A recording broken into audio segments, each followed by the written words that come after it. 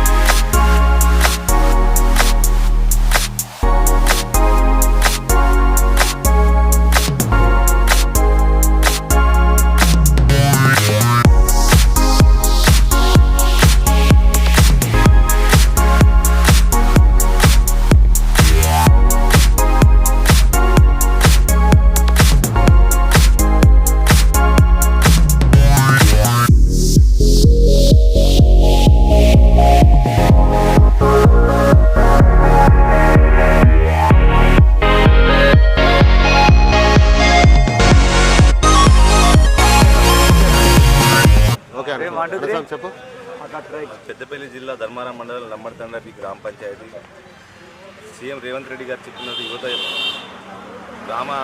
గ్రామ సర్పంచ్గా అభ్యర్థి నిలబడి యువత అనేది రావాలని చెప్పి సీఎం ఆదేశాల ప్రకారం మా లోకల్ లక్ష్మణ్ కుమార్ మినిస్టర్ గారి ఆదేశాల ప్రకారంగా నేను నిల్చోవడం జరిగింది.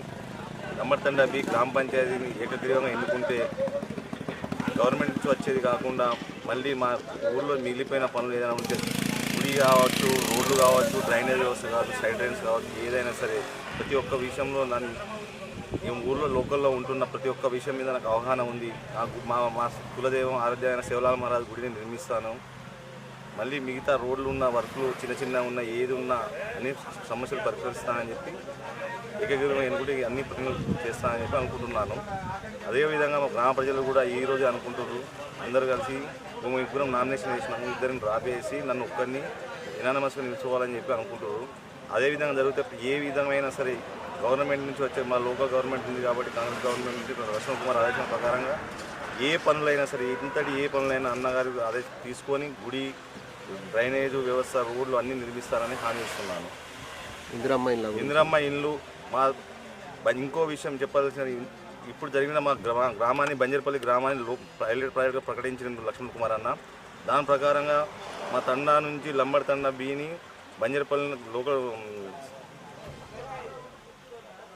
లోకల్ ప్రాజెక్టుగా తీసుకొని 250 ఇళ్ళను ప్రకటిస్తే అందులో మా 1600 చిల్లర ధర్మారం మండలం ప్రకటిస్తే మా తండా బిలోనే 22 ఇళ్ళను శాంక్షన్ చేసినాము.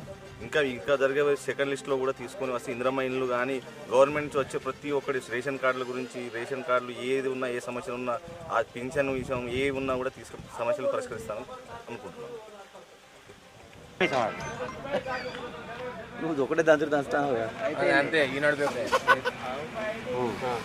నా పేరు భూక్య మోహన్ నాయక్. ప్రస్తుత గ్రామ పంచాయతీ లంబడతండా బి 6వ వార్డుకు ఏకగ్రీవ ఎన్నుకోబడ్డ వార్డు మెంబర్ని.